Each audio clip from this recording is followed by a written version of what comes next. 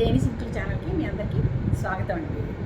మరి ఇవాళ ఒక చక్కటి పద్యం చెప్తున్నామే, మనం అందరం పాటించవలసినటువంటి చక్కటి నీతి.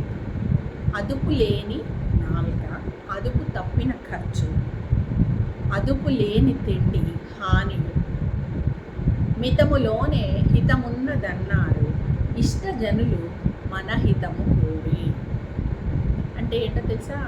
అదుపు లేని నాలుక అంటే మనం ఇష్టం వచ్చినట్టు ఎదుటి వాళ్ళని కొంతమందిని తోలనాడినట్టుగా మాట్లాడతాం, అంటే తిట్టినట్టుగా నిందించినట్టుగా మాట్లాడతాం కదా, అది చాలా తప్పు. అందుకే నోరు జారితే తీసుకోలేము, కాలు జారితే తీసుకోగలం కానీ అని కూడా అంటారు. అదుపు తప్పిన ఖర్చు అంటే ఇష్టం వచ్చిన మన దగ్గర 10 రూపాయలు ఉంటే 20 రూపాయలు ఖర్చు చేసేంత ఇది ఉండడం. అంటే అలా అదుపు లేకుండా మనం ఖర్చులు చేయకూడదు. మన దగ్గర ఎంత ఉంటే దాంట్లోనే సరిపెట్టుకోవాలి, దానికి తగ్గట్టుగా ఖర్చు చేసుకోవాలి. అదుపు లేని తిండి అంటే మితంగా తినాలి, కానీ మరీ పొట్ట పగిలేటట్టుగా మనకి నచ్చినాయి కదా అని ఇష్టం వచ్చినట్టుగా తిండి తినకూడదు. అవన్నీ కూడా మనకి హాని కలిగిస్తాయి. అంటే ఇష్టం వచ్చినట్టు ఎదుటి వాళ్ళతో మాట్లాడితే పోట్లాటలు వస్తాయి, అందరు శత్రువులు అవుతారు.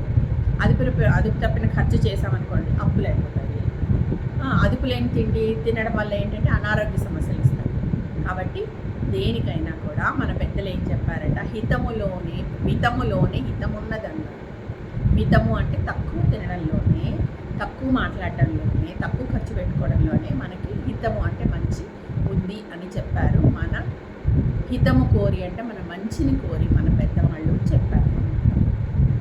అర్థమైందా?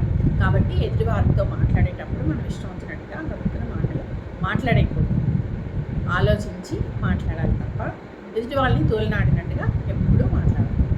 అర్థమైంది కదా?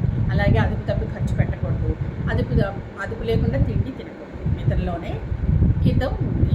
కాబట్టి మనం అందరం కూడా ఆ మితాన్ని పాటిద్దాం. సరేనా?